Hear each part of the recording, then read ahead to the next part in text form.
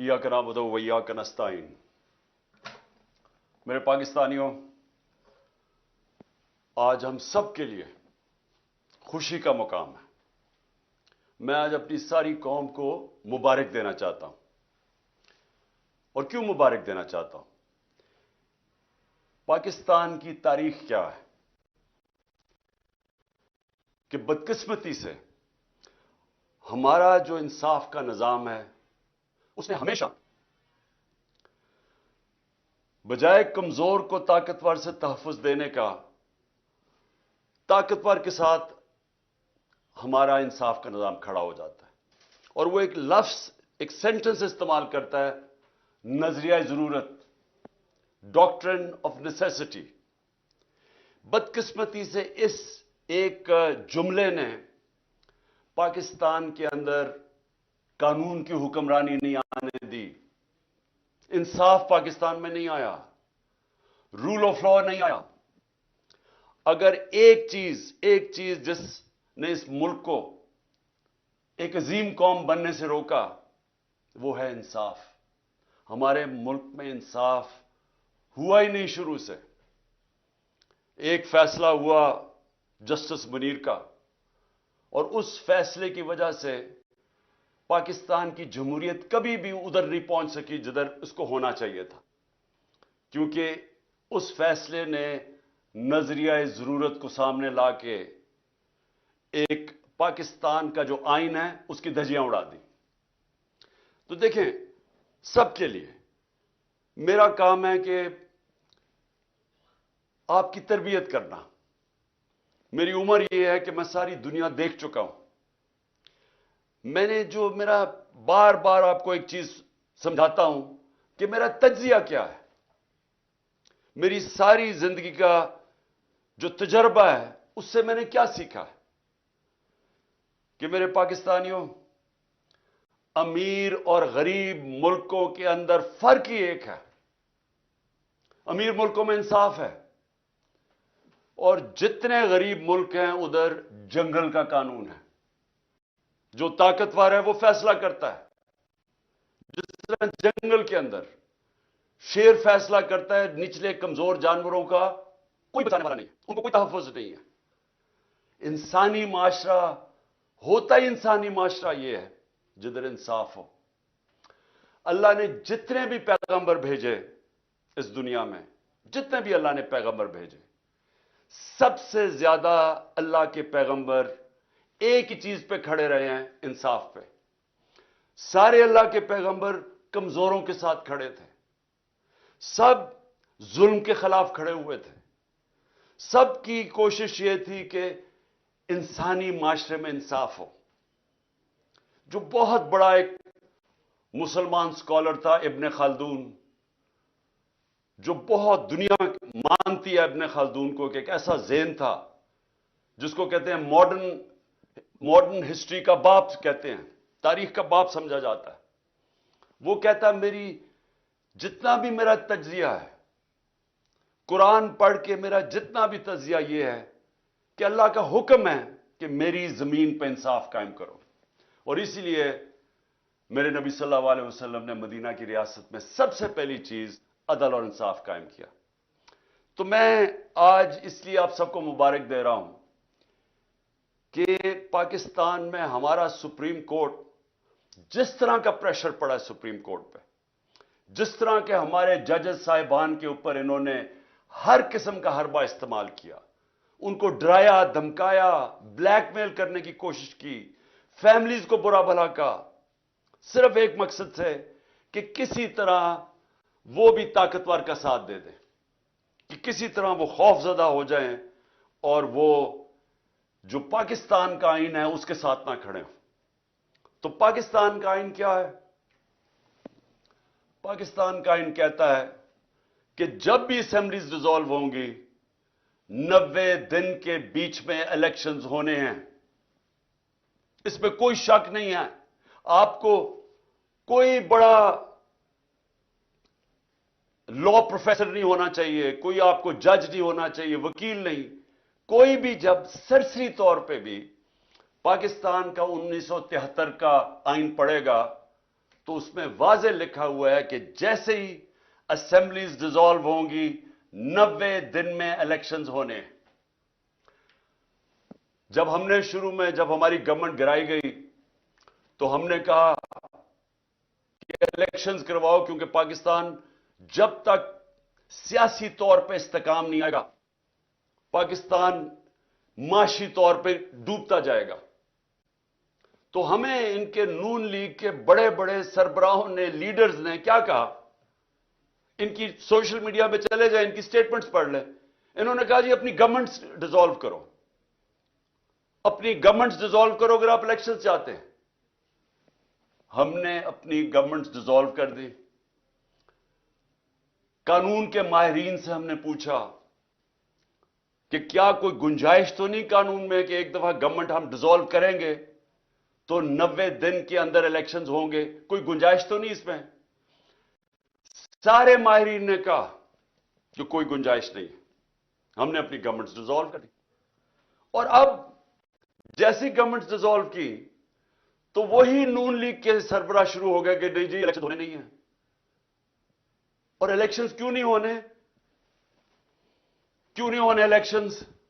خوف زدہ ہیں، ڈرے ہوئے ہیں، سب کو خوف ہے، کم پہ ٹانگ رہی ہیں کہ اگر 37 بائی الیکشن میں سے 30 ہار گئے ہیں، اسٹیبلشمنٹ ان کے ساتھ، الیکشن کمیشن ان کے ساتھ، حکومتیں ان کے ساتھ 37 میں سے 30 بائی الیکشن ہار چکے ہیں، تو ڈرے ہوئے ہیں۔ جو بھی سروے آتی ہے اس میں اتنا پیچھے رہ گئے ہیں کہ ان کو پتا کہ الیکشن میں ان کی تباہی ہے، تو اپنے آپ کو بچانے کے لیے یہ پاکستان کے آئین کے خلاف جا رہے ہیں کہ کسی طرح یہ بچ جائے۔ یہی گورنمنٹ تھی، ہمارے خلاف سپریم کورٹ کا فیصلہ آتا ہے آج سے 1 سال پہلے، میں الیکشن اناؤنس کر دیتا ہوں، یہ سپریم کورٹ میں چلے جاتے ہیں۔ اس سے زیادہ چیز، جمہوری چیز کیا ہے کہ اب عوام کو فیصلہ کرنے دو۔ جب انہوں نے ہماری گورنمنٹ گرائی، عوام کو فیصلہ کرنے دو۔ آکشن سے گورنمنٹ نہ بنے کہ آپ ضمیر خریدیں پولیٹیشنز کے، ان کو 20-20 کروڑ روپے دے کے ان کے ضمیر خرید کے گورنمنٹ گرائیں۔ ہم نے کہا الیکشن کرواؤ، عوام کو سلیکٹ کرنے دو۔ لیکن یہی جج بیٹھے ہوئے تھے تب، اور انہوں نے فیصلہ کیا کہ نہیں، ہم نے غلط گورنمنٹ گرائی ہے۔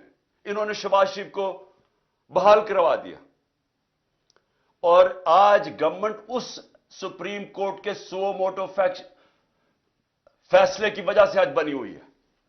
اب آج وہی سپریم کورٹ سو موٹو لیتا ہے اور وہ فیصلہ کرتا ہے 90 دن کا الیکشن، اور اب یہ سارے کھڑے ہو گئے، اور اب پارلیمنٹ میں ریزولوشن، کیبنٹ فیصلے کر رہی ہے کہ ہم مانتے نہیں ہیں سپریم کورٹ کا فیصلہ۔ جب فیصلہ ہمارے ساتھ ہے تو ٹھیک ہے، جب سپریم کورٹ ہمارے خلاف فیصلہ کرے تو ان کے بچوں کو، ان کو، فیملیز کو برا بھلا کہو، بلیک میل کرو۔ یہ مافیاز ہیں۔ ان کو ایک سپریم کورٹ کے جج نے بالکل ٹھیک کہا تھا، سسلین مافیا ہے۔ جو آپ بیٹھے ہوئے مافیا کی اگر آپ کو مطلب بھی سمجھ، وہ کیا ہے مافیا؟ مافیا وہ ہوتا ہے، وہ جب اپنے کام کروانے کے لیے یا تو لوگوں کی قیمت لگاتا ہے، ضمیر کی، ان کو خریدتا ہے، رشوت دیتا ہے، جو یہ شریف اور زرداری 30 سال سے کر رہے ہیں، یا یہ رشوت دیتے ہیں، اور یا پھر ان کو بلیک میل کرتے ہیں، دھمکیاں دیتے ہیں، ان کو خوف زدہ کر کے ان کو راستے سے ہٹاتے ہیں۔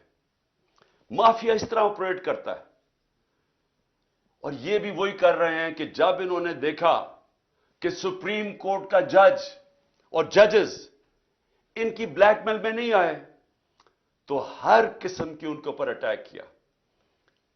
1 سال پہلے ہم خوش نہیں تھے جب سپریم کورٹ کا فیصلہ ہمارے خلاف آیا۔ آپ میری ساری سٹیٹمنٹس دیکھ لیں، تکلیف صرف مجھے تھی کہ رات کے 12 بجے عدالتیں کھلی، صرف اس کی تکلیف تھی۔ باقی ہم نے سپریم کورٹ کا فیصلہ تسلیم کیا، کسی جج کو برا بھلا نہیں کہا، بلکہ کوشش کی کہ ہماری عدلیہ کی رسپیکٹ ہو پاکستان میں، کیونکہ میں تو 27 سال پہلے جب اپنی جہاد شروع کی تھی، اس کا نام تھا انصاف کی تحریک. اس کا مطلب ہے رول آف لا، قانون کی حکمرانی. یہ 27 سال پہلے شروع کی تھی. جس طرح میں نے شروع میں کہا، میری زندگی کا تجربہ تھا کہ جب تک ہمارے ملک میں انصاف کا نظام، قانون کی حکمرانی نہیں آتی، ہم اسی طرح ہی ہاتھ پھیلائے ہوئے دنیا کے سامنے پھرتے رہیں گے.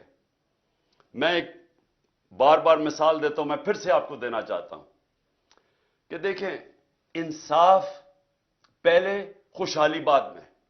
مدینہ کی ریاست میں نبی صلی اللہ علیہ وسلم نے پہلے انصاف قائم کیا، پھر خوشحالی آئی. آپ کے سامنے پاکستان کی میں صرف مثال اس لیے دیتا ہوں کہ انصاف کے انڈیکس کے اندر، یعنی جو دنیا میں کن ملکوں میں کتنا کتنا انصاف ہے، اس کا بنا ہوا ہے، ایک ٹیبل بنا ہوا ہے. دنیا میں سب سے زیادہ جس ملک میں انصاف ہے، رول آف لا ہے، وہ ہے ڈنمارک.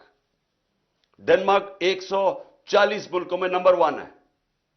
پاکستان 140 ملکوں میں 129 نمبر پہ ہے. وہی ڈنمارک، اس ڈنمارک کے اندر اوسط آمدنی، یعنی ایک ایوریج آمدنی اس ملک میں وہ کتنی ہے؟ $66,600. پاکستان میں اوسط آمدنی $1,600 پہ ہے. ہمارے پاس وسائل مقابلہ ہی نہیں آپ کر سکتے ڈنمارک کے مقابلے میں جو ہمارے ملک میں وسائل ہیں. لیکن ادھر دیکھیں خوشحالی اور ہمارا حال دیکھیں. تو اس پاکستان کے اندر یہ جو سپریم کورٹ کا فیصلہ آیا، یہ اس لیے خوشائن ہے کہ ہم اس طرف جا رہے ہیں، قانون کی حکمرانی کی طرف. اور یہ جو مافیا ہے، یہ اب پوری طرح کھڑا ہوا ہے کہ نہیں جی، کیونکہ فیصلہ ہمیں پسند نہیں ہے، کیونکہ الیکشنز میں ہمیں شکست ہوگی، لہذا ہم آئین کے خلاف جانے کے لیے تیار ہیں، لیکن ہم سپریم کورٹ کا فیصلہ نہیں مانیں گے، ہم آئین پہ نہیں چلیں گے. اور والدین ان کے باہر بیٹھے ہوئے ہیں، یعنی کہ دونوں کے والد، ایک دبئی میں ہے، ایک لندن میں بیٹھا ہوا ہے، مفرور، سزا یافتہ، جھوٹ بول کے پاکستان سے گیا کہ میں علاج کروانے جا رہا ہوں. جو پرائم منسٹر ہے، اس نے کوئی ایفیڈیوٹ دے کے گیا supreme court, Lahore high court میں کہ جی علاج کے بعد واپس آ جائے گا، وہ بھی جھوٹ نکلا. وہ بیٹھ کے ملک کے فیصلے کر رہے ہیں. یہ 30 سال سے یہ جو دو لوگ، جو دو خاندان کے سربراہ ہیں، جو اس ملک کے فیصلے کر رہے ہیں، میں سب سے پہلے یہ پوچھتا ہوں کہ ان کا پاکستان میں سٹیک کیا ہے؟ یعنی ان کو کتنی پاکستان کی درد ہے؟ جب تھوڑی سی مشکل پڑتی ہے باہر بھاگ جاتے ہیں، جب اپوزیشن میں ہوتے ہیں باہر بھاگ جاتے ہیں. وہ جب جیل میں جانے لگا نواز شریف، دونوں دفعہ ڈیل کر کے باہر بھاگ گیا. اور اب باہر بیٹھ کے یہ فیصلے کر رہے ہیں کہ سپریم کورٹ کا کون سا فیصلہ یہ مانیں گے اور کون سا نہیں مانیں گے. اور یہ ساری قوم دیکھ رہی ہے. ان بچے پھٹے ہوئے اپنے، وہ بچوں کو یہاں بٹھایا ہوا ہے جنہوں نے زندگی میں 1 گھنٹہ کام نہیں کیا، جن کو کوئی تجربہ ہی نہیں ہے سوائے یہ کہ وہ کہتے ہیں جی ہم باپ نے ہمیں اجازت دیا کہ ہم اب پاکستان میں سٹیٹمنٹس دیتے رہیں. وہ جو جس طرح کی سٹیٹمنٹس دے رہے ہیں، ایک کہتے ہیں جی مارشل لا لگ جائے گا، مارشل لا لگ جائے گا، مارشل لا لگ جائے گا. وہ جو آج کہہ رہا ہے مارشل لا لگ جائے گا، جس کے اوپر سیاست کر رہا ہے، جس نانے کے اوپر سیاست کر رہا ہے، وہ مارشل لا کی وجہ سے تو اس کو پھانسی ہوئی ہے. اور مارشل لا جو چاہتے ہیں مارشل لا لگے، ان کو پاکستان کی کوئی فکر نہیں ہے. یہ اور دوسرا جو لندن میں بیٹھا ہے، ان کا کوئی سٹیک پاکستان میں نہیں ہے. ان کا مقصد ایک ہے کہ کسی طرح ان کا جو این آر او انہوں نے لیا ہے، جو انہوں نے چوری کی 30 سال سے دولت بنائی ہے، وہ کسی طرح بچ جائے. ان کا انٹرسٹ وہ بچانا ہے. پہلے این آر او کیسے لینا ہے اور پھر این آر او کو بچانا کیسے ہے. ان کا سٹیک یعنی کہ اس میں پاکستان کو کیا نقصان ہوتا ہے؟ مارشل لا لگ جاتا ہے یا پاکستان کا آئین تباہ ہوتا ہے یا پاکستان کی سارے نظام تباہ کر دیتے ہیں تاکہ پاکستان کی پارلیمنٹ کی حیثیت ختم ہو جاتی ہے. جب اپوزیشن ہی نہیں ہے تو پارلیمنٹ کی تو حیثیت ختم ہو گئی. پاکستان کا ایف آئی اے جو ادارے ہیں, ایف آئی اے ہے, نیب ہے, وہ ختم کر دی ہیں کیونکہ ان کو اپنے آدمی بٹھا کے تو ان سے غلط کام کروا رہے ہیں. اپنا بنایا ہوا نیب کا ہیڈ وہ کہتا ہے کہ میں ان کے غلط کام کرنے کے لیے نہیں تیار. ان کا اپنا آدمی تھا, وہ چھوڑ گیا. وہ پولیس والے اوپر وہ بٹھا دیے جس نے اسلام آباد کا جو آئی جی ہے, اس کو سزا ہونے والی تھی سیف سٹی کے اوپر لاہور میں جو اس نے پیسے چوری کیا تھا, اس کو بٹھا کے آئی جی بنا دیا. وہ لوگوں کو لے کے آ رہے ہیں اس لیے نہیں کہ پاکستان کی بہتری ہے, اس لیے کہ ان کو کیسے فائدہ پہنچ سکتا ہے, مخالفین کو کیسے دبا سکتے ہیں, ملک میں اپنا کنٹرول کیسے کر سکتے ہیں, کس طرح الیکشن میں دھاندلی کروا سکتے ہیں. کوئی اور پاکستان کا انٹرسٹ نہیں ہے. پاکستان کو تو انٹرسٹ ہے کہ ادارے مضبوط ہو. یہ ادارے اس لیے کمزور کرتے ہیں کہ کمزور اداروں سے یہ فائدہ اٹھاتے ہیں تاکہ کوئی پکڑ نہ سکے ان کو. ایف آئی اے کو جس میں شہباز شریف کا 16 ارب کا کیس تھا وہ ختم کر دیے.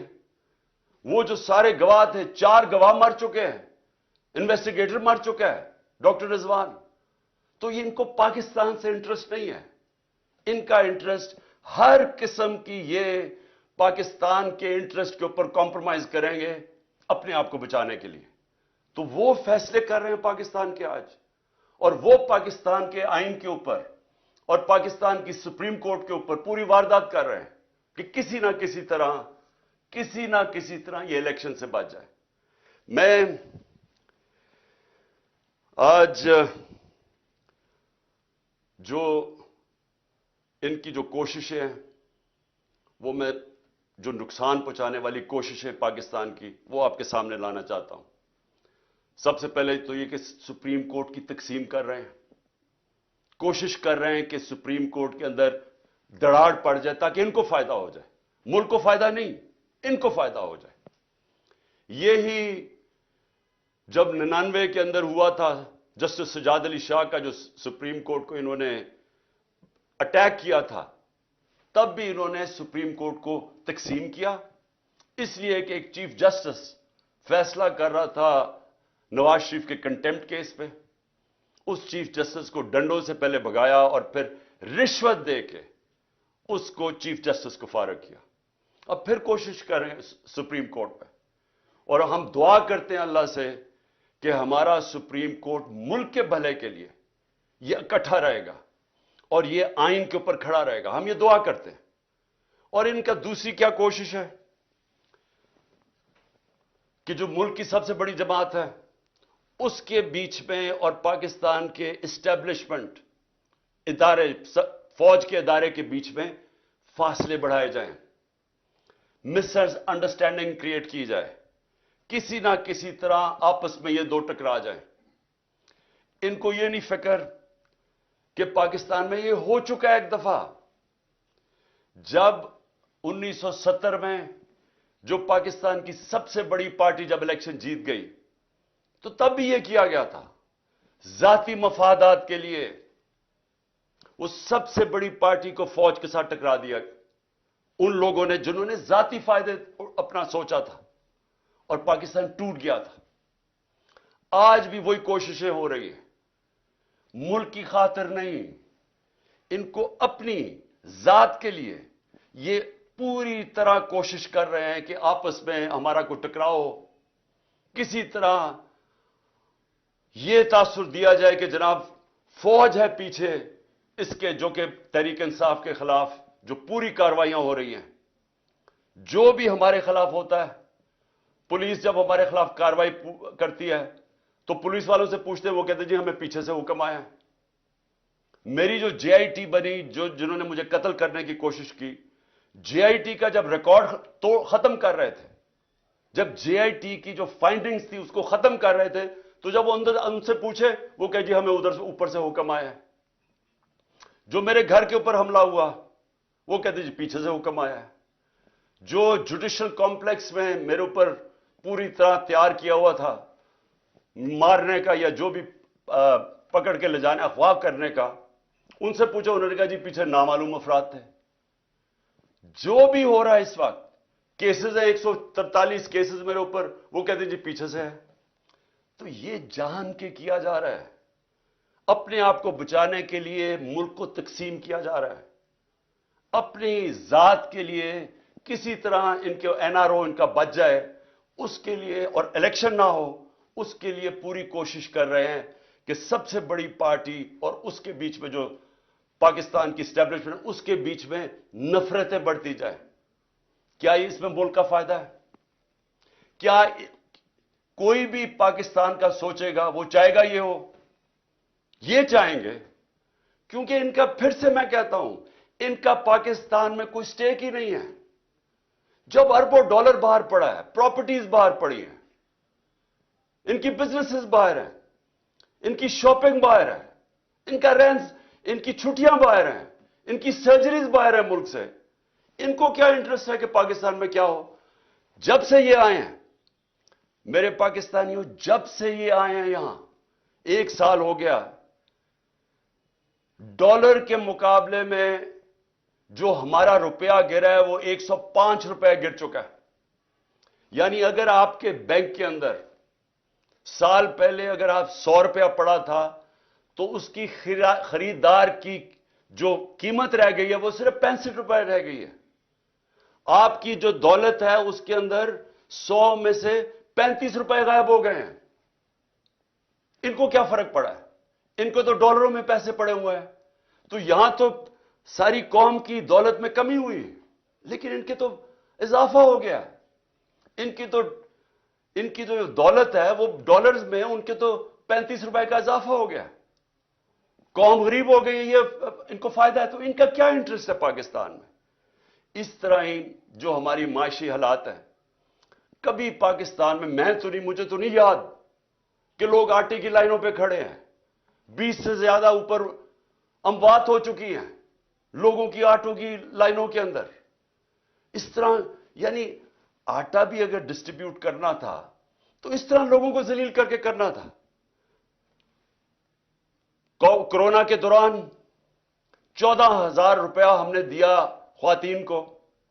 आप अभी से तस्वीरें देख लें, उनको स्कूल में बुलाते थे, बाइज्जत तरीके से उनको बैठाते थे, बैंक वहां बैठा हुआ था, उधर से उनको कैश देते थे। ना कोई लड़ाई, ना कुछ, ना झगड़ा, वो इज्जत से आते थे, इज्जत से जाते थे। ये तो लोगों को जलील करना है। और इससे क्या ठीक हो जाएगा हालात? जब आटे की कीमत, जब 1 किलो आटा 55 रुपए किलो था 1 साल पहले, वो आज कंट्रोल रेट 115 रुपए पे है, और आज मार्केट के अंदर 155 रुपए किलो पे बिक रहा है। तो जब ये हालात होंगे तो क्या थोड़ी आटे की बोरियों से लोगों के हालात ठीक हो जाएंगे? क्या जो तनख्वाहदार तबका है, क्या जो तनख्वाहदार तबका है पाकिस्तान का, जिनकी जो महीने की तनख्वाह थी, पहले भी मुश्किल हालात थे, हमारे दौर में भी मुश्किल इसलिए थे कि दुनिया के अंदर एक क्राइसिस आया हुआ था जो कोरोना की वजह से, लेकिन उसके बावजूद फिर भी गुजारा था लोगों का। लेकिन जो ये अब हमारे जमाने में महंगाई 12% थी, आज 36% है, 3 गुना ज्यादा महंगाई है। तो जो तनख्वाहदार तबका है वो तो तबाह हो गया है, और आगे कोई होप भी नहीं है। आगे ये भी नहीं नजर आ रहा कि कोई तरीका है, इनके पास कोई रोड मैप है, इनके क्या, कैसे ये अब मुल्क को इस दलदल से निकालेंगे। और इसीलिए मैं अपनी एस्टैब्लिशमेंट को भी कहता हूं कि मुझे यह बता दें कि अक्टूबर के ये जो इलेक्शन जा रहे हैं, इसमें पाकिस्तान का क्या फायदा है? यानी पाकिस्तान को अगर अक्टूबर तक इलेक्शन डिले करते हैं तो क्या इनके पास रोड मैप है जो मुल्क के हालात बेहतर हो जाएंगे? आज कहते जी हमारे पास पैसा नहीं है इलेक्शन करवाने का, तो दिन ब दिन माशी हालात तो बिगड़ रहे हैं, तो अक्टूबर में किधर से पैसा आएगा? आज कहते हैं जी हमारी सिक्योरिटी इतनी अच्छी नहीं है, तो अक्टूबर में सिक्योरिटी कैसे अच्छी हो जाएगी? मेरे पाकिस्तानियों, ये समझ जाएं कि जो आज हालात हैं, जब तक इलेक्शंस नहीं होंगे ये हालात मजीद बिगड़ते जाएंगे। इलेक्शंस क्यों जरूरी हैं? इलेक्शन से सियासी इस्तेकाम आता है। इलेक्शन से जब यह पता चलता है कि 5 साल तक गवर्नमेंट आ गई है, تو اس کے اوپر اعتماد آ جاتا ہے. لوگ اگر سرمایہ کاری کرنی ہے تو وہ تب کریں گے جب ان کو نظر آئے کہ 5 سال تک ابھی گورنمنٹ بیٹھی ہے, پالیسیز یہ رہیں گی. لیکن اگر ان کو اعتماد ہی نہیں ہے, ان کو یہ نہیں پتا کہ اگلے مہینے کیا ہونا ہے, 3 مہینے کے بعد, 6 مہینے کے بعد کیا ہونا ہے, اکتوبر کے بعد کیا ہونا ہے, تو کون پیسہ, کیا سرمایہ کاری اندر پاکستان یا باہر سے کون کرے گا؟ تو یہ تو ایک بند گلی کے اندر پاکستان کو لے کے جا رہے ہیں, اور صرف اپنے مفادات کے لیے, الیکشن سے بھاگنے کے لیے. تو میں آخر میں اپنی ساری قوم کو آج یہ پیغام دینا چاہتا ہوں. دیکھیں, اگر یہ آئین سے پیچھے ہٹے اور یہ جو ابھی ہمیں ان کے نظر آ رہی ہے ان کی نیت, الیکشنز نہ کروانے کے لیے انہوں نے کوئی بھی کوشش کی, سپریم کورٹ کے فیصلے کے خلاف گئے, آئین کے خلاف گئے, ساری قوم کو میں آج کہہ رہا ہوں کہ ہم سب نکلیں گے. ابھی سے آپ اپنی تیاری کریں, کیونکہ اب اگر ہم نہ نکلے تو اور چھوڑے, اللہ معاف نہیں کرے گا ہمیں, کیونکہ اوپر والے کا حکم ہے کہ حق اور انصاف کے لیے کھڑے ہو. اللہ کا حکم ہے کہ آپ کے ملک میں انصاف ہوگا تو آزاد ہوں گے.